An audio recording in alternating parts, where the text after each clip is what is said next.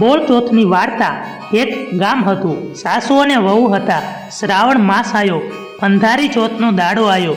સાસુ નદીએ નાહવા જતા જતા વહુને કહેતી ગઈ કે આજે કવલો ખાંડીને રાંધજે। એમને ઘરે ગાય હતી।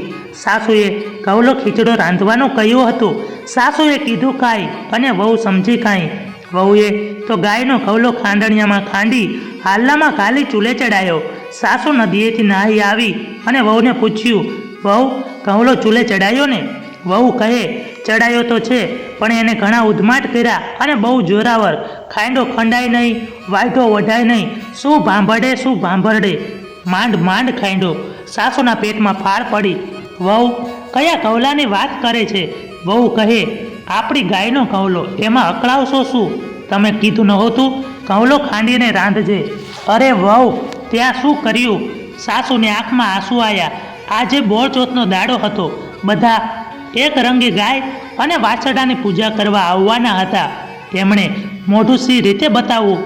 સાસુએ તો રાંધેલું હાલ્લામાં મૂક્યું અને માથે ચડાયું। ગામ બહાર જઈ હાલ્લું ઉકરડામાં દાટી દીધું। ઘરે આવી કમાડ ભીડ્યું। સાસુ વહુ સાના માના ચૂપચાપ ઘરમાં બેસી રહ્યા। ગાય વગડે ચરવા ગઈ હતી। તેણે ખબર પડી કે કવલો ચૂડે ચડ્યો છે।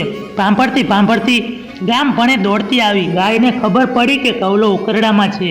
ગાયે શીંગડું માર્યું અને હાલ્લું ફોડી નાખ્યું। હડપ કરતો વાછરડો કૂદીને ઊભો થયો। ગાય વાછરડાને ચાટવા લાગી અને વાછડો ગાયને ધાવવા લાગ્યો। પૂજન ટાણે બધી ગોરાણીઓ એક પછી એક કવલાને પૂજવા આવી, પણ જુએ તો ઘર બંધ, કમાડ હચમચાયું, આંગળો ભીડેલો। એકે બૂમ પાડી, અલી સાસુ વહુ, ઘરમાં શું કરો છો?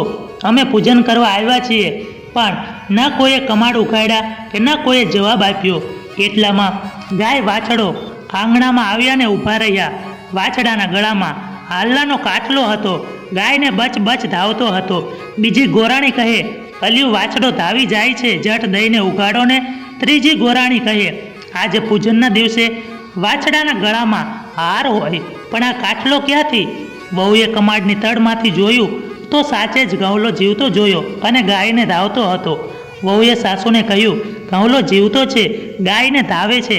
સાસુએ કવલાને જીવતો જોઈ જટ દઈને કમાડ ઉઘાડ્યું।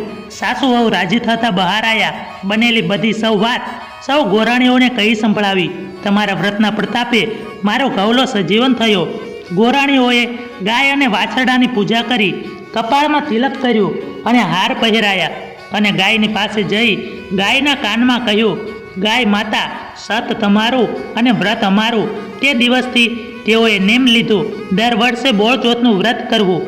બોળચોથના દિવસે ખાંડવું નહીં, દળવું નહીં। બોળચોથનું વ્રત જેવું ગોરાણીઓને ફળ્યું એવું અમને ફળજો। જય ગાય માતા, તમે ગૌરંતી સુખદાતા। મિત્રો, વિડીયો પસંદ આવ્યો હોય તો વિડીયોને લાઈક કરી અને ચેનલને સબસ્ક્રાઈબ કરવાનું ભૂલશો નહીં।